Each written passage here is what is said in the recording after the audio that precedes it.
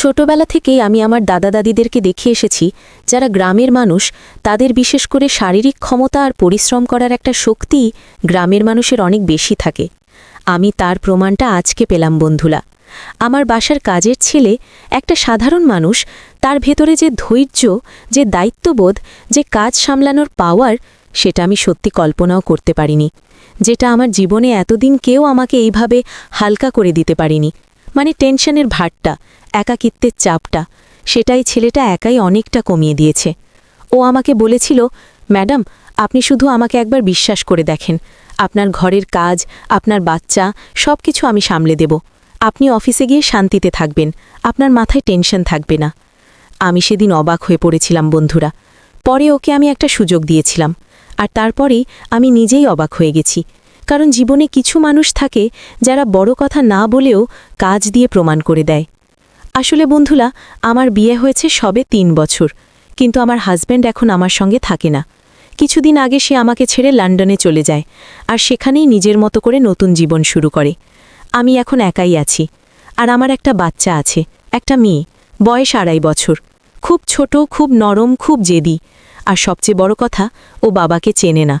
কিন্তু বাবার অভাবটা যেন ওর ভেতরে ভেতরে একটা শূন্যতা তৈরি করে রেখেছে।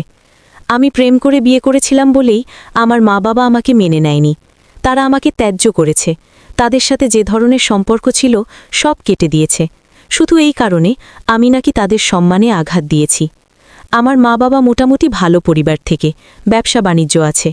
আমি তাদের সন্তান বলে অনেক পড়াশোনা করেছি। কিন্তু এখন পরিবারের ত্যাগ আর স্বামীর চলে যাওয়ার পর আমার আর কোনো উপায় ছিল না, আমাকে চাকরি করতেই হয়েছে। আমি একটা ব্যাংকে ৮ ঘন্টা জব করি। কিন্তু বন্ধুরা, সমস্যা একটা জায়গায়, বাসায় আমার মেয়েটা থাকে। এত ছোট একটা বাচ্চাকে একা রাখা যায় না। আগে আমি কাজের মেয়ে রেখেছিলাম, কিন্তু সে ঠিকঠাকভাবে দেখাশোনা করত না। আমি অফিসে বসে বসে বারবার ফোন করতাম, মাথা গরম হয়ে যেত। বাচ্চাটা খেয়েছে তো, ঘুমিয়েছে তো, জ্বর হলো না তো। এই টেনশনটা দিনের পর দিন আমার ভেতরে জমে যাচ্ছিল। এর মধ্যে হঠাৎ খবর এলো আমার এক চাচাতো বোনের বিয়ে। বোন আমাকে ফোন করে বলল, আপু, তুমি আমার বিয়েতে আসতেই হবে। চাচা চাচিদের সাথে তোমার সম্পর্ক আছে কি নাই, মা বাবা তোমাকে মেনে নেবে কি না, আমি কিচ্ছু জানতে চাই না, কিন্তু তুমি না এলে আমি বিয়েই করব না। বন্ধুরা, আমি তখন কি করব বুঝতে পারছিলাম না। বিয়েতে গেলে আত্মীয় স্বজন থাকবে, মা বাবাও থাকবে, অনেক কথা উঠবে। আমার মেয়েও আমার সঙ্গে থাকবে। আমি ভাবছিলাম, আমি কি তাদের সামনে গিয়ে দাঁড়াতে পারবো, মুখ তুলে কথা বলতে পারবো, কত কথা শুনতে হবে। তারপর এক প্রকার সিদ্ধান্ত নিলাম, যা হবার হবে। মুখে তো সবাই কত কথাই বলবে, সব কথাই কান দেব না, সব কথার জবাবও দেব না। যেটা প্রয়োজন মনে করব সেটাই বলবো, বিয়ের দিকে ফোকাস রাখব। বোনটা আমাকে বলেছিল বিয়ের ২ দিন আগে যেতে, তাই আমি বৃহস্পতিবারই রওনা দিলাম। বাড়িতে গিয়ে উঠতেই চাচা চাচি আমাকে দেখে অনেক খুশি হলো। বোনও দৌড়ে এসে বলল, আপু, তুই এসেছিস? আমি তো বিশ্বাসই করতে পারছিলাম না। আমার মেয়েটাকে সবাই আদর করছিল, কিন্তু সে কারো কোলে থাকছিল না, শুধু আমার কোল আঁকড়ে ধরে থাকছিল। দাদা দাদি, নানা নানু, এসব সম্পর্ক সে বোঝে না। সে শুধু বুঝে মা মানেই নিরাপদ। ঠিক তখনই বাড়ির ভেতর থেকে একটা ছেলেকে দেখলাম, চোখে মুখে অদ্ভুত শান্ত ভাব। নাম আরিফ, বয়স খুব বেশি না, কিন্তু কেমন যেন পরিণত। সে এগিয়ে এসে বলল, ম্যাডাম, আপনি বরং ওয়াশরুমে গিয়ে ফ্রেশ হয়ে আসুন, আমি আপনার মেয়েকে একটু কোলে রাখি। আমি প্রথমে একটু থমকে গেলাম, কারণ আমার মেয়ে সাধারণত কোনো অপরিচিত মানুষের কোলে যায় না। কিন্তু অবাক কাণ্ড বন্ধুরা, আরিফের কোলে যেতেই আমার মেয়ের কান্নাকাটি পুরো বন্ধ, একদম শান্ত। এমনভাবে গুটিসুটি হয়ে বসে রইল যেন বহুদিনের চেনা মানুষ। আমার বুকটা কেমন করে উঠল।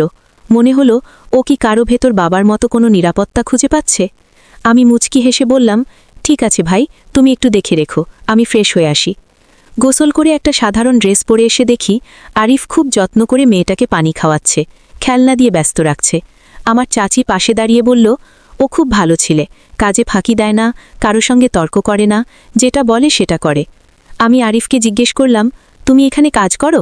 সে বলল, না ম্যাডাম, আমি এখানে স্থায়ী না, আপনার চাচা হাবিব স্যারের দোকানে কাজ করতাম, দোকানটা বন্ধ হওয়ার কথা, আমি চিন্তায় আছি, যদি একটা কাজের ব্যবস্থা হয়। ওর কথায় করুণার চেয়ে বেশি আমার ভেতরে একটা অন্যরকম ভাব এলো, ভরসা। কারণ আমার বাসায় এমন কাউকে দরকার যে শুধু কাজ করবে না, আমার মেয়েটাকে মানুষ হিসেবেও সময় দেবে। আমি জিজ্ঞেস করলাম, শহরে আমার বাসায় কাজ করতে পারবে? বাজার টুকিটাকি আর সবচেয়ে জরুরি মেয়েটাকে দেখাশোনা। আরিফ খুব শান্তভাবে বলল, পারব ম্যাডাম, আমি রান্না বাসন কাপড় সব কাজ জানি, বাচ্চাও সামলাতে পারি, আপনি শুধু নিয়মটা বলে দেবেন। আমি তখনই সিদ্ধান্ত নিলাম না, কিন্তু মাথার ভেতরে কথাটা থেকে গেল। বিয়ের দিনগুলো কাটল, আত্মীয় স্বজন এলো, মা বাবাকেও দূর থেকে দেখলাম, কথা বলিনি। বুকের ভেতর আগুন জ্বলে, কিন্তু বাইরে মুখ শান্ত রাখলাম, কারণ আমি জানতাম এখানে আমি ঝগড়া করতে আসিনি, আমি এসেছি বোনের আনন্দে দাঁড়াতে। বিয়ে শেষ হলো। ফেরার আগে আমি চাচাকে বললাম, চাচা, আরিফকে আমি শহরে নিয়ে যেতে চাই, আমার বাসায় একজন ভরসার লোক দরকার। চাচা চাচি আলাপ করে রাজি হলেন। আরিফের চোখ চকচক করছিল, কিন্তু সে ভদ্রভাবে মাথা নিচু করে বলল, আমি চেষ্টা করব ম্যাডাম। শহরে এসে প্রথম কয়েকদিনেই আমি বুঝলাম গ্রামের শক্তি আসলে শুধু শরীরে না, মনের ভেতরেও। আরিফ কাজ করে নীরবে, সকালে কফি বানায়, বাজারের তালিকা মনে রাখে, মেয়েটাকে সময় দেয়, এমনভাবে যেন সে সত্যিই পরিবারের কেউ।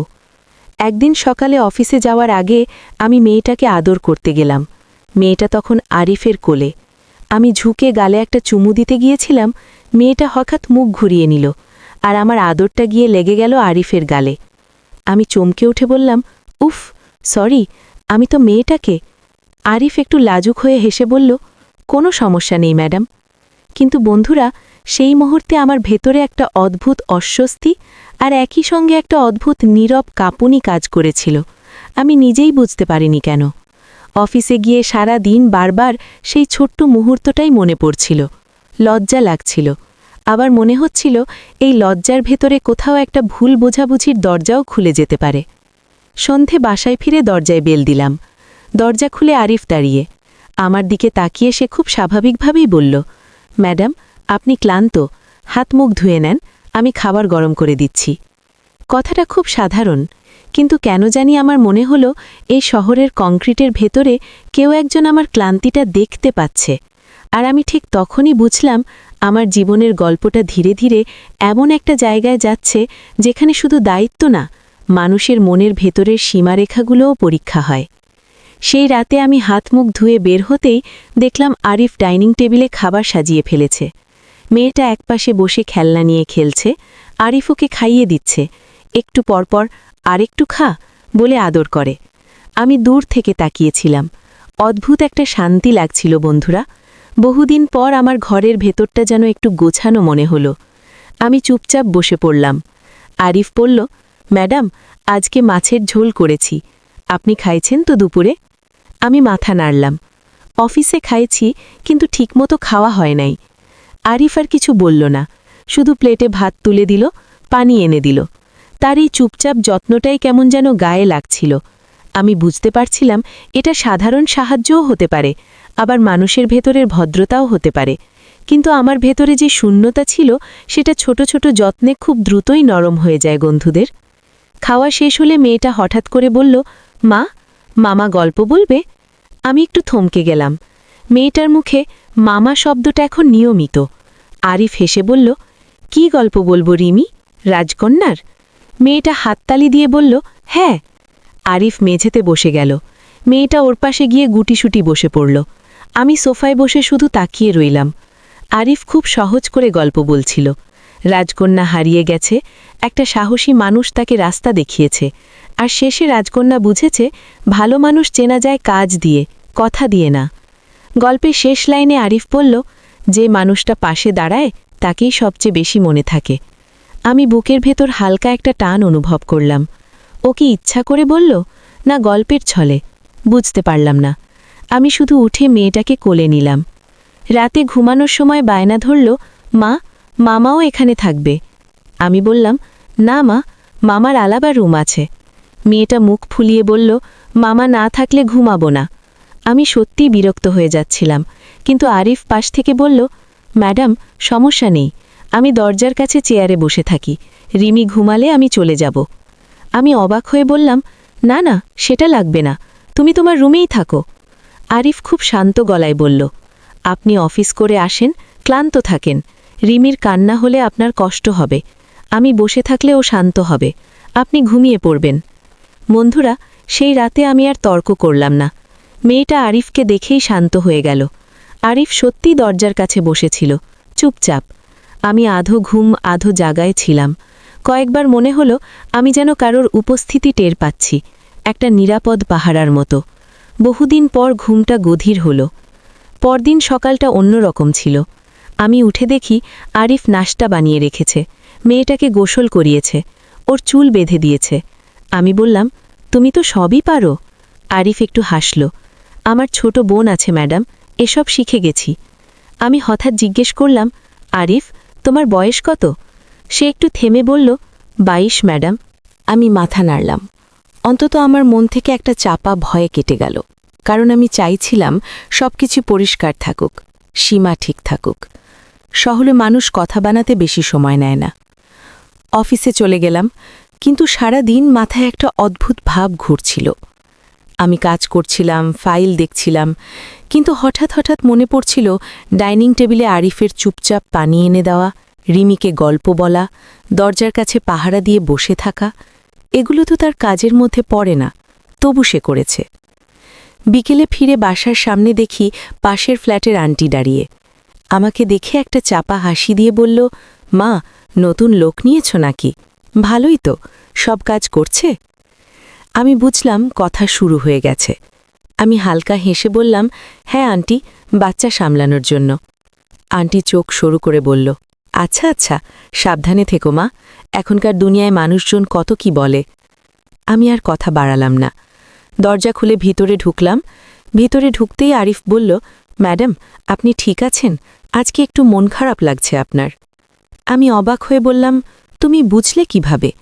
আরিফ বলল, আপনি দরজা খুলে ঢোকার সময় হাসেন নাই, আপনার চোখে ক্লান্তি। আমি থমকে গেলাম। কেউ এত সহজে আমার ভিতরটা পড়ে ফেলতে পারে, এটা আমি ভুলেই গিয়েছিলাম। আমি শুধু বললাম, বাইরের মানুষজন কথা বলে, সেটা ভালো লাগে না। আরিফ মাথা নিচু করে বলল, আপনাকে কেউ কিছু বললে খারাপ লাগে আমার, কিন্তু আমি কিছু করতে পারি না। খারাপ লাগে তোমার? আমি মনে মনে কথাটা ঘোরালাম। সে কি নিজেকে বেশি জড়িয়ে ফেলছে, নাকি এটা শুধু সম্মান? আমি গলা পরিষ্কার করে বললাম, আরিফ, মনে রেখো তুমি আমার বাসার কাজ করবে, মেয়েকে দেখবে, বাইরে কারো কথা নিয়ে মাথা ঘামাবে না, আর আমার ব্যাপারে তুমি বেশি চিন্তা করো না। আরিফ চোখ তুলল, জি ম্যাডাম। কিন্তু বন্ধুরা, তার চোখে একটা নীরব কষ্টের ছায়া দেখলাম। আমি নিজের মধ্যে অস্বস্তি পেলাম। আমি কি কঠিন হয়ে গেলাম, নাকি সীমা বাঁচালাম? বুঝতে পারলাম না। রাতে খেতে বসে মেয়েটা হঠাৎ বলল, মা, মামা ভালো মানুষ, মামাকে তুমি বকা দিও না। আমি চমকে গেলাম। ছোট বাচ্চা এসব কোথা থেকে শেখে, নাকি অনুভব করে? আরিফ লজ্জা পেয়ে বলল, রিমি, এসব কথা বলা ঠিক না। মেয়েটা বলল, ঠিক, মামা কাঁদে। আমি তাকালাম আরিফের দিকে। সে দ্রুত মুখ অন্যদিকে ঘুরিয়ে নিল, যেন নিজেকে সামলে নিচ্ছে। আমার বুকের ভিতরটা কেমন করে উঠল। একজন মানুষ যদি নিজের কষ্ট লুকিয়ে রাখতে শেখে, তাহলে তার ভিতরে কি পরিমাণ চাপ থাকে সেটা আমি জানি। আমি তো নিজেও প্রতিদিন সেটা করি। খাওয়া শেষে আমি রান্নাঘরে গেলাম পানি খেতে। আরিফ পেছনে এসে বলল, ম্যাডাম, আপনি যদি কিছু মনে না করেন, আমি একটা কথা বলি। আমি বললাম, বলো। আরিফ একটু থেমে বলল, আপনি খারাপ ভাববেন না, আমি আপনার খুব সম্মান করি। আপনার জীবনটা আমি বুঝি না, কিন্তু আপনি একা থাকেন, অনেক কষ্ট করেন, মানুষজন কথা বললে আমার খারাপ লাগে। তাই আমি শুধু চাই আপনি শান্তিতে থাকেন। আমি কিছুক্ষণ চুপ করেছিলাম। এই কথাগুলো শুনে আমার মনে হলো এটা কাজের সম্পর্কের বাইরে চলে যাচ্ছে, কিন্তু আবার এটাও মনে হলো এটা কেবল মানবিকতা, আর মানবিকতার অভাবেই তো আমি এতদিন ভেঙে পড়েছি। আমি খুব আস্তে বললাম, আরিফ, আমি শান্তি চাই ঠিক, কিন্তু শান্তি মানে ভুল পথে যাওয়া না। তুমি আমার বাসায় আছো, এখানে তোমার একটা দায়িত্ব আছে, আর আমারও একটা সীমা আছে, সেটা যেন কখনো নষ্ট না হয়। আরিফ গম্ভীরভাবে বলল, আমি বুঝি ম্যাডাম, আমি কখনো আপনার সীমা ভাঙব না। কথাটা বলেই সে চলে গেল, কিন্তু তার আমি কখনো কথাটার মধ্যে এমন একটা দৃঢ়তা ছিল যেটা আমার বুকের ভিতরে অদ্ভুতভাবে ঠেকে গেল। সেই রাতেই আমার ফোনে একটা মেসেজ এলো। চাচাতো বোন নীরা লিখেছে, আপু, মা বাবা তোমাকে নিয়ে অনেক কথা বলছে, তুই সাবধানে থাকিস, শহরে একা আছিস, মানুষ সুযোগ খোঁজে। আমি মেসেজটা পড়ে চুপ হয়ে গেলাম। জানালার পাশে দাঁড়িয়ে বাইরে তাকালাম। শহরের আলো ঝলমল করছে, কিন্তু আমার ভিতরে অন্ধকার জমছে। আমি ভাবলাম, আমি কি আবারও কোনো ভুলের দিকে এগোচ্ছি, নাকি এটা শুধু একজন মানুষের প্রতি কৃতজ্ঞতা আর একটু নিরাপত্তা পাওয়ার স্বস্তি। ঠিক সেই মুহূর্তেই পেছন থেকে আরিফের কণ্ঠ, খুব নরম করে, ম্যাডাম, লাইটটা অফ করবেন? রাতে জানালায় দাঁড়ানো ঠিক না, আপনি ঠান্ডা লাগতে পারে। আমি ঘুরে তাকালাম। আরিফ দরজার সামনে দাঁড়িয়ে, চোখে মুখে শুধু চিন্তা। আমি অকারণে একটু হাসলাম। তুমি অনেক খেয়াল করো। আরিফ খুব নিচু গলায় বলল, ম্যাডাম, আপনি তো একা। এই একটা শব্দ, একা, বন্ধুরা, আমার বুকের ভিতরে যেন কারো আঙুল দিয়ে টোকা দিল। কারণ আমি সত্যিই একা, আর জীবনে যখন কেউ সেই একাকিত্বটা দেখেও ফেলে, তখন নিজেকে শক্ত রাখা সবচেয়ে কঠিন হয়ে যায়। আমি শুধু বললাম, ঘুমাও আরিফ, কাল অফিস আছে। আরিফ মাথা নেড়ে চলে গেল, আর আমি বিছানায় শুয়ে রইলাম, কিন্তু ঘুম আসছিল না। কারণ বুঝতে পারছিলাম, একটা মানুষের উপস্থিতি কখনো কখনো শুধু সাহায্য নয়, নীরবে নীরবে মনকে অস্থিরও করে দিতে পারে। ঘুম আসছিল না, কারণ বুঝতে পারছিলাম, একটা মানুষের উপস্থিতি কখনো কখনো শুধু সাহায্য নয়, নীরবে নীরবে মনকে অস্থিরও করে দিতে পারে। আমি পাশ ফিরলাম। রিমি আমার বুকের উপর হাত রেখে ঘুমাচ্ছে। ওর নিঃশ্বাসের শব্দটা শুনে নিজেকে বোঝালাম, ইরা, তোমার প্রথম দায়িত্ব তোমার মেয়ে, তোমার জীবনে আর ভুল করার সুযোগ নেই। কিন্তু ঠিক সেই মুহূর্তেই মাথার ভেতরে একটা প্রশ্ন ঘুরতে লাগল, আমি কি সত্যিই ভুলের দিকে এগোচ্ছি, নাকি এটা শুধু একজন মানুষের প্রতি কৃতজ্ঞতা আর একটু নিরাপত্তা পাওয়ার স্বস্তি। পরদিন সকালবেলা অফিসে যাওয়ার তাড়া। আরিফ আগেই উঠে নাস্তা বানিয়ে রেখেছে, রিমির জামাকাপড় গুছিয়ে দিয়েছে। আমি বের হওয়ার সময় বললাম, আরিফ, আজকে রিমিকে বাইরে বারান্দায় বেশি খেলতে দিও না, ঠান্ডা লাগতে পারে। আরিফ মাথা নেড়ে বলল, জি ম্যাডাম, চিন্তা করবেন না। আমি দরজা খুলে বের হতে গিয়েও থেমে গেলাম, কারণ পাশের ফ্ল্যাটের আন্টি আবার করিডোরে দাঁড়িয়ে, চোখে সেই একই কৌতূহল। আমি ভেতরে ভেতরে বিরক্ত হলাম। মানুষজনের চোখ এত ধারালো কেন বন্ধুরা? কেউ একটু ভালো থাকতে দেখলেই প্রশ্ন, কেন ভালো? অফিসে গিয়ে কাজের মধ্যে ডুবে থাকার চেষ্টা করলাম, কিন্তু দুপুরের দিকে ফোন এলো। নাম্বারটা বাসার। আমি ধরলাম। হ্যালো, কি হয়েছে? আরিফের গলা একটু ঘাবড়ানো। ম্যাডাম, রিমি একটু জ্বর জ্বর করছে, খুব বেশি না, কিন্তু আপনি চাইলে ওষুধ। আমার বুক ধক করে উঠল। আমি চেয়ার থেকে উঠে দাঁড়ালাম। থার্মোমিটার দেখেছ? কত? ম্যাডাম, 99.8। আমি কপালে পানি দিচ্ছি, ও ঘুমাচ্ছে। আমি দ্রুত বললাম, তুমি ওকে পাতলা জামা পরিয়ে দাও, গরম পানি না, নরম পানি। আর আমি যে সিরাপটা বলেছি সেটা মাপ অনুযায়ী দাও। আমি এখনই বেরোতে পারবো না, মিটিং আছে। তুমি ভয় পেও না, ঠিক আছে?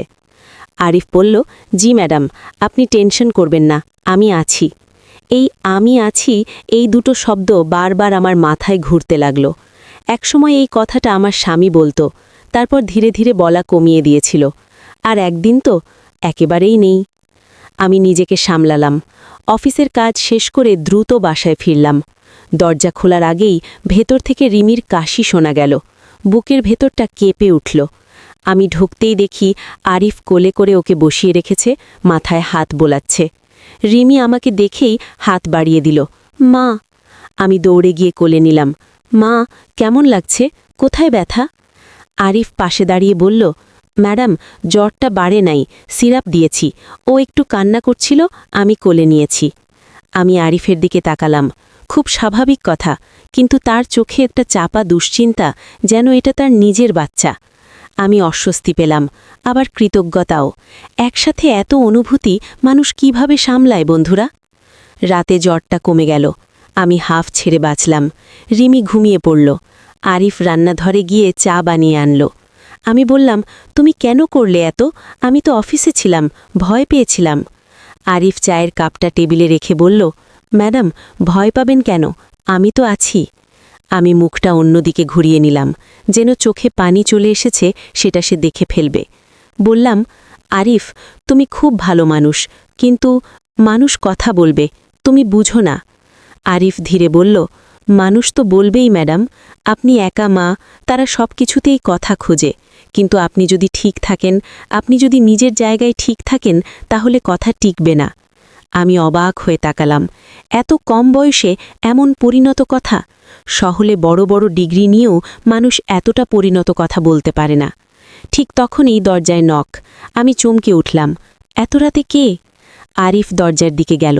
খুলতেই দেখি পাশের ফ্ল্যাটের আন্টি, হাতে একটা প্লেট। বলল, শুনলাম বাচ্চার জ্বর, তাই একটু খিচুড়ি করে আনলাম। আমি মুখে হাসি রাখলাম। ধন্যবাদ আন্টি। আন্টির চোখ কিন্তু আমার দিকে না, আরিফের দিকে, তারপর আবার আমার দিকে। এমন একটা দৃষ্টি যেটা কথা না বলেও অনেক কথা বলে দেয়। আমি প্লেটটা নিলাম। আন্টি যাওয়ার আগে ফিসফিস করে বলল, মা, সাবধানে থেকো, লোকজন কিন্তু, বুঝলে তো। আমি হাসিটা ধরে রাখলাম, কিন্তু দরজা বন্ধ হতেই বুকটা কেমন ভারী হয়ে গেল। আরিফ নীরবে দাঁড়িয়ে আছে। আমি বললাম, দেখলে, এরা সুযোগ খোঁজে। আমি চাই না তোমার নামেও কথা উঠুক। আরিফ খুব শান্ত গলায় বলল, ম্যাডাম, আমার নাম নিয়ে কথা উঠলে আমার কিছু আসে যায় না, কিন্তু আপনার সম্মান, সেটা আমি চাই না কেউ নষ্ট করুক। আমি থেমে গেলাম। আমার সম্মান, এই শব্দটা শুনে অদ্ভুত লাগল। এতদিন কেউ এই শব্দটা আমার সামনে এত যত্ন করে উচ্চারণ করেনি। সেই রাতেই হঠাৎ আমার স্বামীর নাম্বার থেকে কল এলো। আমি বিশ্বাস করতে পারছিলাম না। হাত কাঁপতে লাগল। আমি ফোন ধরলাম না। আবার কল এলো। তৃতীয়বার কল এলো। আমি ধরলাম। হ্যালো। ওপাশ থেকে পরিচিত কণ্ঠ, কিন্তু ঠান্ডা। তুমি কেমন আছো? আমি হাসলাম, কষ্টের হাসি। এতদিন পরে কেমন আছো? সে বলল, শোনো, আমি দেশে আসছি কয়েকদিনের জন্য, কিছু কাগজপত্রে সাইন লাগবে, তুমি প্রস্তুত থেকো। আমি শক্ত গলায় বললাম, আমি প্রস্তুত থাকি? তুমি যে আমাকে ফেলে লেছো সেটার হিসাব? ওপাশে একটু চুপ। তারপর বলল, অত কথা লাগবে না, তুমি শুধু সাইন করবা। আর তোমার বাসায় নাকি একটা ছেলে থাকে? আমি থমকে গেলাম। খবর ওখানে পৌঁছে গেছে? আমার গলা শুকিয়ে এলো। কে বলেছে? সে ঠান্ডা গলায় হেসে বলল, দুনিয়া ছোট, সাবধানে থেকো। আমি তোমার বদনাম চাই না, কিন্তু তুমি যদি ভুল পথে যাও তাহলে। আমি রাগে কাঁপতে লাগলাম। তুমি আমার বদনাম চাও না? তুমি তো আমার জীবনটাই ভেঙে দিয়ে গেছো। কল কেটে গেল। আমি ফোনটা হাতে নিয়ে দাঁড়িয়ে রইলাম। হাত পা ঠান্ডা হয়ে আসছিল। মনে হচ্ছিল আবার একবার ঝড় আসছে আমার জীবনে। দূর থেকে সব দেখে আরিফ বুঝে গেছে। সে ধীরে এসে বলল, ম্যাডাম, আপনি ঠিক আছেন? আমি চেষ্টা করলাম স্বাভাবিক হতে। হ্যাঁ, কিছু না। আরিফ এক মুহূর্ত চুপ করে বলল, আপনি চাইলে বলবেন, না বললেও সমস্যা নেই, কিন্তু আপনি ভয় পাবেন না। আপনি ভুল করেননি, আপনি শুধু বেঁচে থাকার চেষ্টা করছেন। এই কথাটা শুনে আমি আর নিজেকে ধরে রাখতে পারলাম না। চোখের কোণায় পানি জমল। আমি দ্রুত মুখ ঘুরিয়ে নিলাম। আরিফ খুব ধীরে বলল, ম্যাডাম, আমি আপনার জীবনে ঝামেলা হতে চাই না। আপনি বললে আমি কালই চলে যাব। আমি হঠাৎ ঘুরে তাকালাম। চলে যাবে? শব্দটা শুনে বুকটা কেমন ধক করে উঠল। আমি বুঝলাম আমি শুধু সাহায্য হারাতে ভয় পাচ্ছি না, আমি সেই আমি আছি কথাটাও হারাতে ভয় পাচ্ছি। আমি গলা শক্ত করে বললাম, না, তুমি যাবে না, তোমার কাজ আছে। রিমিরও তোমাকে দরকার। আরিফ চুপ করে মাথা নেড়ে বলল, জি ম্যাডাম। কিন্তু বন্ধুরা, ওই মুহূর্তেই আমি বুঝে গেলাম এটা এখন আর শুধু কাজের সম্পর্ক না, এটা একটা যুদ্ধ। বাইরে মানুষের চোখ, সমাজের কথা, পুরনো স্বামীর হুমকি, সব কিছুর মাঝে আমাকে ঠিক রাখতে হবে নিজের সীমা, আর ঠিক রাখতে হবে নিজের মনও। আমি সেদিন রাতে আর ঘুমাতে পারিনি, কারণ মনে হচ্ছিল আমার জীবনের দরজায় আবার কেউ ধাক্কা দিচ্ছে, আর সেই ধাক্কার শব্দটা এবার আগের চেয়ে অনেক ভয়ঙ্কর। সেদিন রাতে আমি আর ঘুমাতে পারিনি। রিমি ঘুমাচ্ছে, আরিফ নিজের রুমে চলে গেছে, তবু আমার মনে হচ্ছিল পুরো ঘরটা যেন টেনশনে ভর্তি। মাথার ভেতর শুধু একটা কথাই ঘুরছিল, ও দেশে আসছে। যে মানুষটা আমাকে ফেলে চলে গেছে সে এখন আবার কাগজে সাইনের অজুহাতে ফিরে আসছে। আর তার সাথে সাথে আরও একটা ভয়, সে ইতিমধ্যেই জেনে গেছে আমার বাসায় একজন ছেলে আছে। বন্ধুরা, সমাজের সবচেয়ে ভয়ঙ্কর জিনিসটা কি জানেন? মানুষের মুখ। আপনি ঠিক থাকলেও তারা আপনাকে ভুল প্রমাণ করার রাস্তা বের করে ফেলে। পরদিন সকালবেলা অফিসে যাওয়ার আগে আমি আয়নার সামনে দাঁড়িয়ে অনেকক্ষণ নিজের মুখ দেখছিলাম। মনে হচ্ছিল আমি যেন কয়েক বছর বুড়িয়ে গেছি। চোখের নিচে কালি, মুখে ক্লান্তি, মাথার ভেতর অশান্তি। ঠিক তখনই বাইরে থেকে রিমির কণ্ঠ, মা, মামা কোথায়? আরিফ তাড়াতাড়ি বলল, রিমি, মা এখন রেডি হচ্ছে, চলো আমরা দাঁত মাজি। আমি জানি না কেন এই ছোট্ট কথোপকথনটা আমাকে একটু শান্ত করল, কারণ রিমির জন্য আরিফ একটা নিয়ম বানিয়ে দিয়েছে, সময় মতো খাওয়া, ঘুম, পড়া, খেলাধুলা। আমি যতটা পারিনি ও সেটা করে দেখাচ্ছে, কোনো বড় কথা না বলে। আমি বের হবার সময় আরিফকে একটু আলাদা করে বললাম, আরিফ, একটা কথা, আজকে থেকে তুমি বেশি বাইরে বেরোবে না, দরজা খুলে কারুর সাথে বেশি কথা বলবে না। আরিফ অবাক হয়ে তাকালো, কেন ম্যাডাম? আমি একটু থেমে বললাম, আমার স্বামী, মানে সে দেশে আসছে কয়েকদিনের জন্য। আরিফের মুখটা এক মুহূর্ত শক্ত হয়ে গেল, কিন্তু সে সাথে সাথেই স্বাভাবিক হয়ে বলল, আচ্ছা ম্যাডাম, আপনি যা বলবেন। আমি অফিসে গেলাম, কিন্তু সেদিন কোনো কাজেই মন বসছিল না। বারবার মনে হচ্ছিল সে আসলে কি চায়, শুধু সাইন নাকি আবার কোনো নতুন খেলা। দুপুরের দিকে হঠাৎ আমার ফোনে একটা অচেনা নাম্বার থেকে মেসেজ এলো, আমি শুক্রবার আসছি, বিকেলে কথা হবে। আমি চমকে উঠলাম, নাম লেখা নেই, কিন্তু বুঝে গেছি কার মেসেজ। আমার হাত ঠান্ডা হয়ে গেল। আমি মেসেজটা ডিলিট করে দিলাম, কিন্তু বুকের ভিতরের ভয়টা ডিলিট হলো না। সন্ধ্যায় বাসায় ফিরে দেখি আরিফ রান্নাঘরে চুপচাপ, রিমি টিভি দেখছে। আমি ঢুকতেই আরিফ বলল, ম্যাডাম, আপনি অনেক চিন্তায় আছেন, আজকে আপনার চোখ লাল। আমি থেমে গেলাম, আবারও সে বুঝে ফেলেছে। আমি বললাম, কিছু না, অফিসের চাপ। আরিফ খুব ধীরে বলল, চাপ হলে চা বানিয়ে দিই? আমি মাথা নেড়ে বসলাম। চা খেতে খেতে হঠাৎ মনে হলো, আমি যদি এখনই সব না বলি, পরে পরিস্থিতি আরও খারাপ হবে।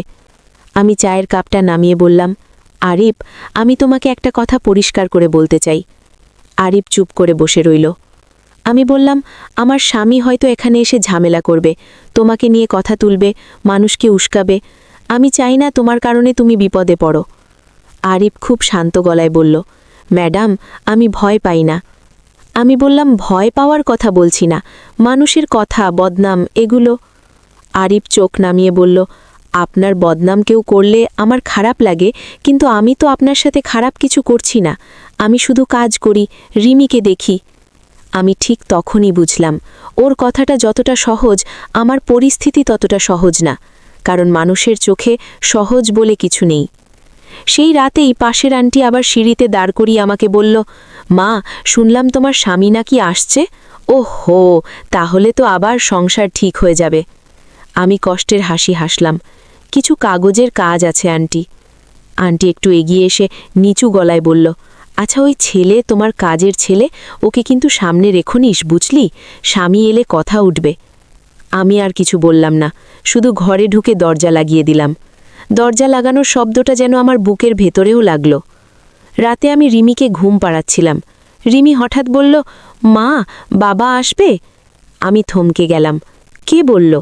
রিমি বলল, আন্টি বলছে বাবা আসবে, বাবা এলে মামা যাবে। বন্ধুরা, ছোট্ট বাচ্চার মুখে এমন প্রশ্ন শুনলে বুকটা ছিঁড়ে যায়।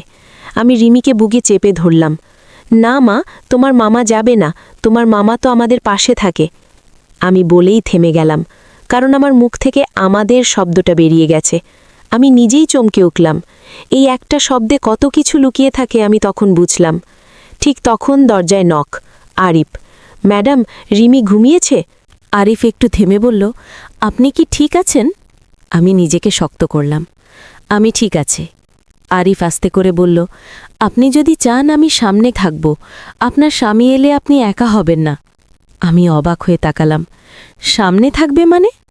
আরিফ বলল, মানে আপনি ভয় পেলে আমি পাশে থাকব, দরজা খুলে দেবে, বাজার করবে, যা লাগবে করব, কিন্তু আমি এমন কিছু করব না যাতে আপনার সম্মান নষ্ট হয়, আমি শুধু পাশে থাকব।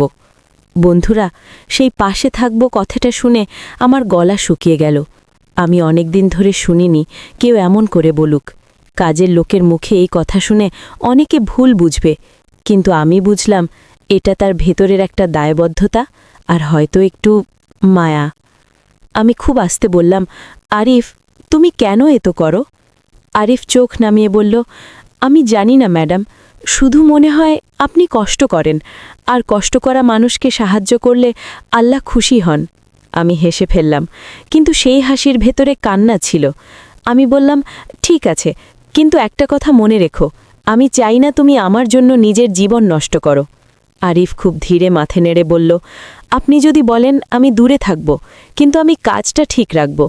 সেই রাতেই আমি সিদ্ধান্ত নিলাম স্বামী আসার আগে আমাকে কিছু ব্যবস্থা নিতে হবে। আমি অফিস থেকে ছুটি নিলাম শুক্রবার, কারণ সে শুক্রবারই আসছে। শুক্রবার দুপুরে আমি বাসা একটু গুছালাম, কাগজপত্র টেবিলে সাজিয়ে রাখলাম, রিমিকে গোসল করিয়ে নতুন জামা পরালাম, যেন কোনো অস্বস্তি না হয়।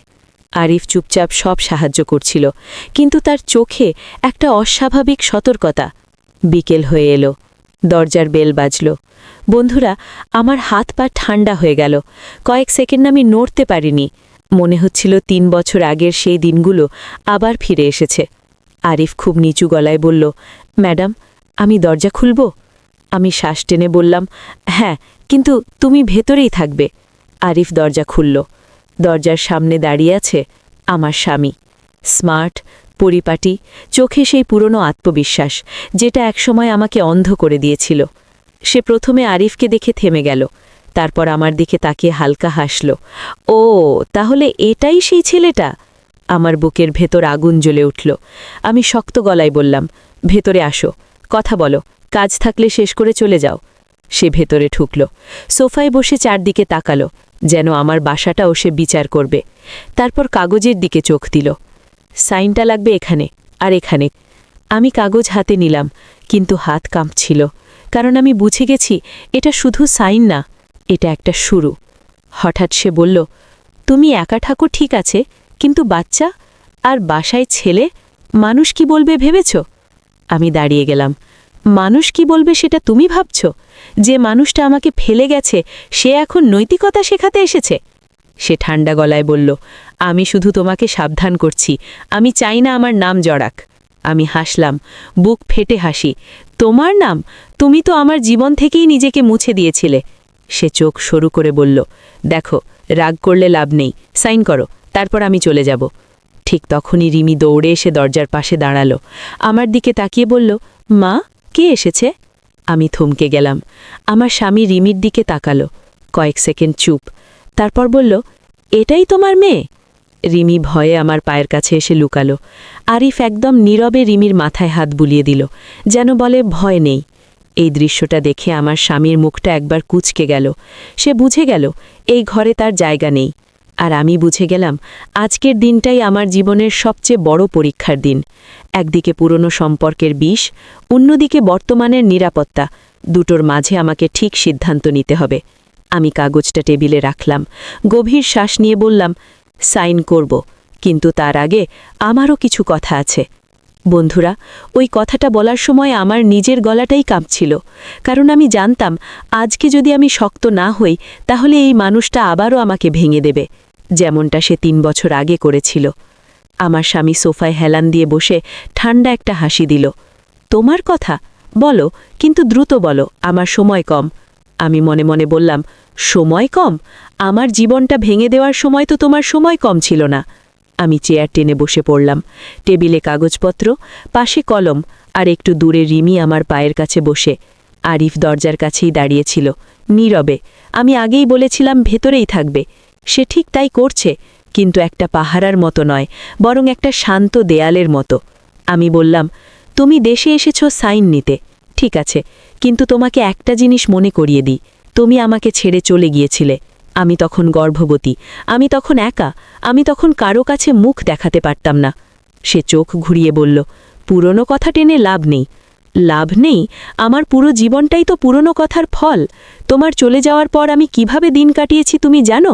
অফিস করি, বাসায় ফিরে একা বাচ্চা সামলাই, মানুষজনের কথা শুনি, সব একা। সে বিরক্ত হয়ে বলল, ঠিক আছে, বুঝলাম, এখন সাইন করো।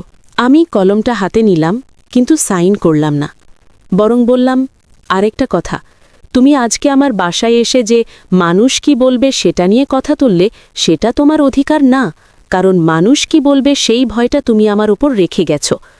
সে ঠান্ডা গলায় বলল, আমি শুধু সাবধান করেছি। আর ওই ছেলেটা কে?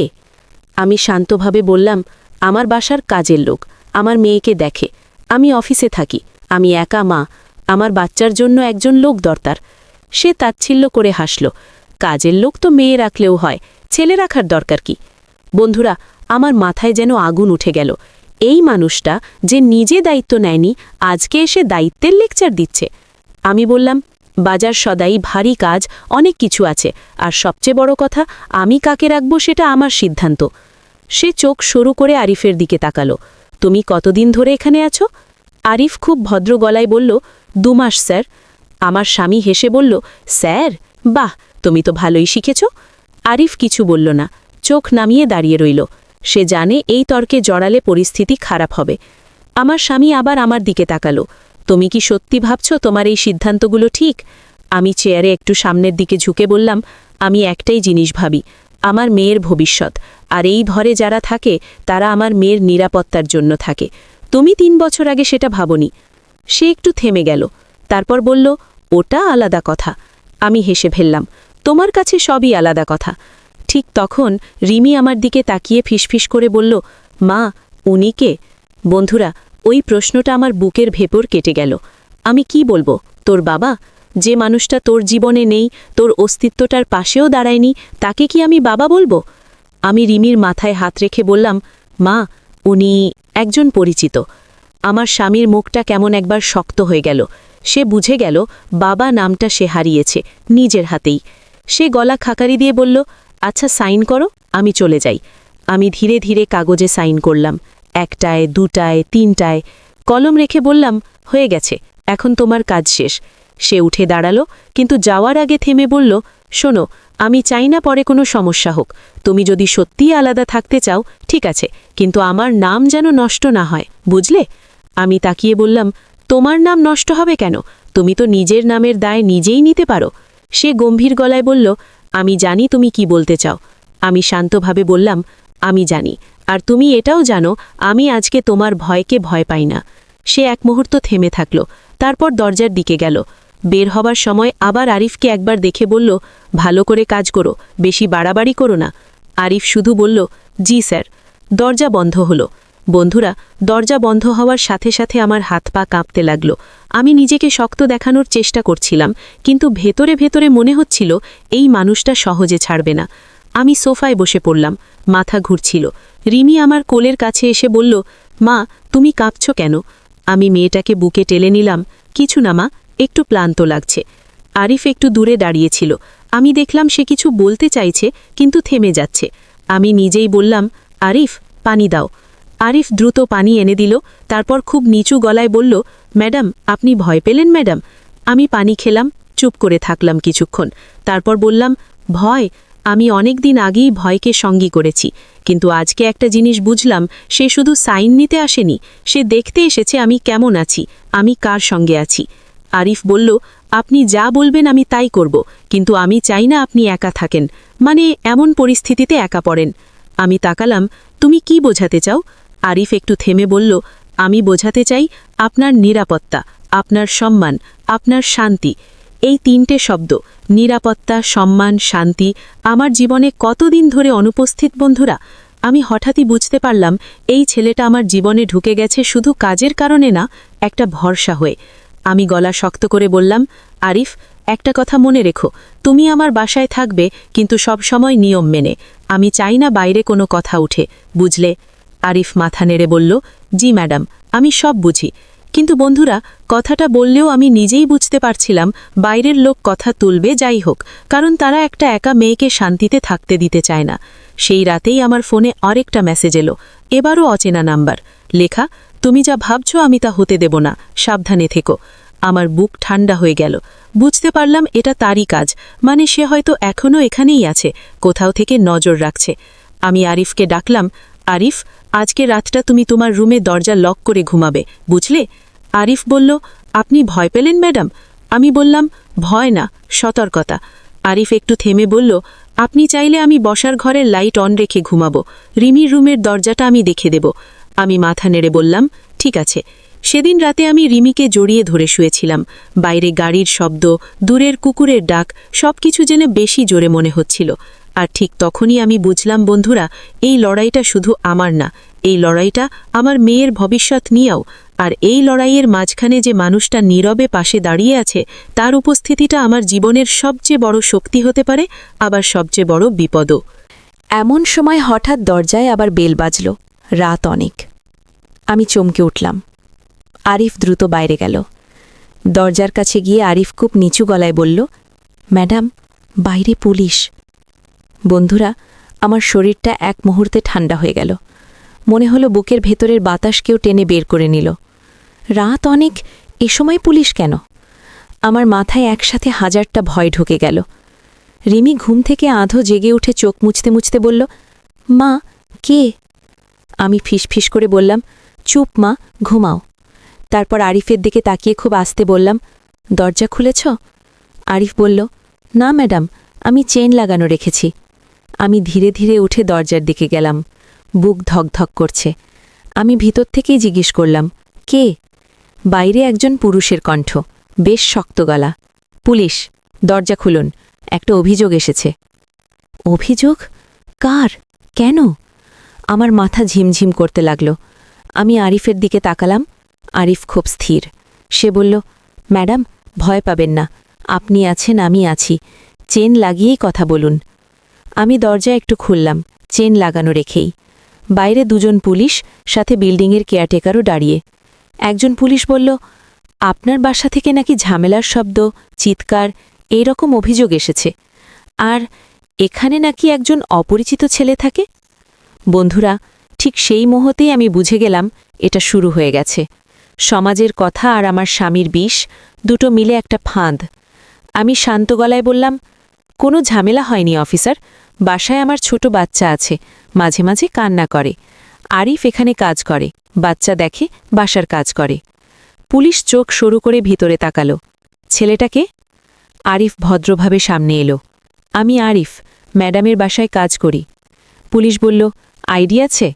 আরিফ সঙ্গে সঙ্গে নিজের জাতীয় পরিচয়পত্রের ফটোকপি আর চাচার বাড়ি থেকে আনা একটা ঠিকানার কাগজ দেখালো। সে আগেই এগুলো একটা ফাইলে গুছিয়ে রেখেছিল। আমি অবাক হয়ে গেলাম। পুলিশ একটু নরম হলো, তারপর বলল, ঠিক আছে, কিন্তু এই ধরনের অভিযোগ এলে আমাদের আসতে হয়। আপনারা যেন কোনো ঝামেলায় না জড়ান, বুঝলেন? আমি বললাম, জি অফিসার। কেয়ারটেকার পাশে দাঁড়িয়ে কেমন একটা মুখ করে বলল, আমি তো বলছিলাম ম্যাডাম একা থাকে, এই সব। আমি তাকিয়ে বললাম, ভাই, অভিযোগটা কে করেছে সেটা কি জানা যাবে? পুলিশ বলল, নাম বলা যায় না, কিন্তু সতর্ক থাকবেন। তারা চলে গেল। দরজা বন্ধ হতেই আমার হাঁটু কাঁপছিল। আমি দেয়ালে হাত দিয়ে দাঁড়ালাম। আরিফ তাড়াতাড়ি একটা গ্লাসে পানি এনে দিল। ম্যাডাম, বসুন, আপনি ভয় পেয়ে গেছেন। আমি ফিসফিস করে বললাম, এটা কে করল আরিফ? আমারই মনে হচ্ছে সে করেছে। আরিফ ধীরে বলল, সম্ভব, কারণ আজকে উনি আসার পর থেকেই আপনি অস্থির, আর মেসেজও এসেছে। আমি মাথা নেড়ে বললাম, হ্যাঁ, সে আমার জীবনটাকে আবার নোংরা করতে চায়। রিমি তখন পুরো জেগে গেছে। ভয়ে আমার আঁচল ধরে বলল, মা, পুলিশ কেন এলো? আমি মেয়েটাকে বুকে টেনে নিলাম। কিছু না মা, পুলিশ মামাদের কাজ, তুমি ঘুমাও। রিমি আরিফের দিকে তাকিয়ে বলল, মামা যাবে? আরিফ খুব নরম করে বলল, না রিমি, আমি কোথাও যাচ্ছি না, তুমি ঘুমাও। বন্ধুরা, এই কথাটা শুনেই আমার বুকটা কেমন করে উঠল, কারণ আমি জানতাম সে চলে গেলে শুধু কাজের লোক চলে যাবে না, আমার ঘরের ভরসাটাও ভেঙে যাবে। সেদিন রাতে আর ঘুম আসল না। আমি বসে বসে ভাবছিলাম, এবার আমাকে কি করতে হবে। এভাবে চলতে থাকলে মানুষ আরও কথা তুলবে, পুলিশ আরও আসবে, আমার চাকরি, আমার মেয়ের সম্মান সব নষ্ট হয়ে যেতে পারে। পরদিন অফিসে আমি ছুটি নিলাম। সকালেই আমি একজন পরিচিত আইনজীবী আপুর সাথে কথা বললাম। উনি বললেন, আপনার স্বামী যদি আপনাকে হুমকি দেয় বা বদনাম ছড়ায়, আপনি জিডি করতে পারেন। প্রমাণ থাকলে আরও শক্ত ব্যবস্থা হবে। আমি জিজ্ঞেস করলাম, প্রমাণ কিভাবে হবে? উনি বললেন, মেসেজ, কল রেকর্ড, পুলিশ আসার অভিযোগ, এসব ডকুমেন্ট করে রাখবেন, আর আপনার বাসায় কাজের লোক থাকলে তার কাগজপত্র ঠিক রাখবেন। আমি ফোন রেখে চুপ হয়ে বসে রইলাম। বুঝলাম, এটা আর শুধু আবেগের গল্প নয়, এটা এখন একটা যুদ্ধ, আইনের, সমাজের আর আমার নিজের সোজা হয়ে দাঁড়ানোর। সেদিন দুপুরে আমি আরিফকে ডাকলাম। বললাম, আরিফ, আজ থেকে কিছু নিয়ম থাকবে। আরিফ বলল, জি ম্যাডাম, বলুন। আমি বললাম, 1, তুমি বাইরে কারো সাথে বেশি কথা বলবে না। 2, কেয়ারটেকার বা পাশের আন্টিদের সামনে অযথা দেখা দেবে না। 3, রাত হলে দরজা ডাবল লক থাকবে। আর সবচেয়ে বড় কথা, তোমার কাগজপত্র সবসময় ফাইলে থাকবে। আরিফ মাথা নেড়ে বলল, আমি সব বুঝি, আপনি চিন্তা করবেন না। তারপর আমি বললাম, আরিফ, একটা কথা, যদি পরিস্থিতি খুব খারাপ হয় তুমি চাইলে চলে যেতে পারো, আমি তোমাকে আটকাবো না। আরিফ আমার দিকে তাকালো, তার চোখে এক মুহূর্তের জন্য একটা ব্যথা। তারপর খুব শান্ত গলায় বলল, ম্যাডাম, আমি এখানে কাজ করতে এসেছি। আপনি যদি বলেন থাকতে, থাকব। আপনি যদি বলেন চলে যেতে, আমি চলে যাব। কিন্তু আমি চাই না আপনি একা হয়ে যান। এই কথাটা শুনেই আমার চোখে পানি চলে এলো। আমি দ্রুত মুখ ঘুরিয়ে নিলাম। বললাম, ভালো, তাহলে কাজ ঠিক রাখো। বন্ধুরা, ওই দিন বিকেলে আমার স্বামী আবার কল দিল। আমি ধরলাম না। কয়েক মিনিট পর একটা ভয়ঙ্কর মেসেজ এলো, পুলিশ তো গেল, সামনে আরও যাবে, তুমি বুঝবে খেলাটা কি। আমি মেসেজটা দেখে হাত কাঁপতে লাগল। এই মানুষটা সত্যিই আমাকে ভয় দেখিয়ে নিয়ন্ত্রণ করতে চায়। আমি সিদ্ধান্ত নিলাম, আর না, এবার আমি চুপ থাকব না। আমি আইনজীবী আপুকে আবার ফোন করলাম। উনি বললেন, আজই থানায় জিডি করুন, এই মেসেজটা স্ক্রিনশট রাখুন। সন্ধ্যায় আমি আরিফকে নিয়ে থানায় গেলাম না, কারণ তাতে কথা আরও বাড়তে পারে। আমি একাই গেলাম, জিডি করলাম, মেসেজের স্ক্রিনশট দিলাম। পুলিশ অফিসার বলল, আপনি ভয় পাবেন না, আমরা নোট করেছি, তিনি যদি আবার হুমকি দেন জানাবেন। রাতে বাসায় ফিরে দেখি আরিফ রিমিকে খাইয়ে ঘুম পাড়িয়ে দিয়েছে। আমাকে দেখে বলল, ম্যাডাম, আপনি একটু শান্ত লাগছেন আজ। আমি দীর্ঘশ্বাস ফেললাম। হ্যাঁ, কারণ আজকে আমি ভয়কে প্রথমবার লিখে দিলাম কাগজে। আরিফ বুঝতে পারল না। আমি বললাম, জিডি করেছি, এখন সে যদি আরেকবার হুমকি দেয় আমি চুপ থাকব না। আরিফ খুব নরম গলায় বলল, আপনি ঠিক করেছেন। ঠিক তখনই রিমি ঘুমের ঘোরে বলে উঠল, মা, তুমি কাঁদবে না, মামা আছে। বন্ধুরা, ছোট বাচ্চার মুখে এমন কথা শুনলে বুকটা কেঁপে ওঠে। আমি মেয়েটাকে বুকে টেনে নিলাম। তারপর হঠাৎ বুঝলাম, রিমির চোখে মামা মানে শুধু একজন মানুষ না, একটা নিরাপত্তা। আর আমার চোখেও হয়তো তাই হয়ে গেছে।